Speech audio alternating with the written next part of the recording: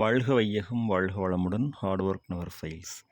அனைவருக்கும் வணக்கம். இன்றைக்கி நம்மளுடைய ஃபார்மசி இன்ஃபர்மேஷனில் ஒரு நண்பர் கேட்டிருந்த கேள்வி, எம்ஃபார்ம் எம்எம்சி என்ட்ரன்ஸ் எக்ஸாமுக்கு எப்படி ப்ரிப்பேர் பண்ணுறது from first year it self அப்படின்னு சொல்லி கேட்டிருந்தாங்க. இதில் நம்ம ஃபர்ஸ்ட் ஆஃப் ஆல் நம்மளுடைய வெப்சைட் tnmedicalselection.orgயில் பார்த்தோன்னா ஒரு 2-3 மந்த்ஸ்க்கு முன்னாடி செப்டம்பர் அந்த மாதிரி டைமில் நோட்டிஃபிகேஷன் வந்திருக்கும். இல்லை ப்ரீவியஸ் நோட்டிஃபிகேஷன் இருந்தால் அதில் ப்ளூ பிரிண்ட் இருக்கும். ஸோ அதை எடுத்து பார்த்துக்கலாம்.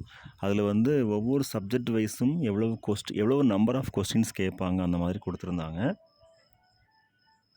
ஸோ அந்த ப்ளூ பிரிண்ட் நம்ம டவுன்லோட் பண்ணிட்டோம் அப்படின்னா core papers pharmaceutical chemistry, pharmacology, pharmacognosy, pharmaceutics maximum இதில் third year and final year subjects இப்போ நம்ம நான் செமஸ்டர் பேட்டர்னில் படிச்சிருந்தோம் அப்படின்னா third year and final year subjects ஃபுல்லாக கவர் ஆகிற மாதிரி இருக்கும்.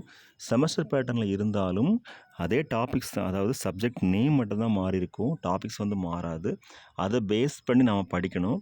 ஸோ மேக்ஸிமம் ஜிபேட் எக்ஸாமினேஷனுக்கு படிப்போம் இல்லையா, அந்த மாதிரி தான் இருக்கும் ஆல்மோஸ்ட். ஆனால் கொஷின்ஸ் பேசிக்கலி ரொம்ப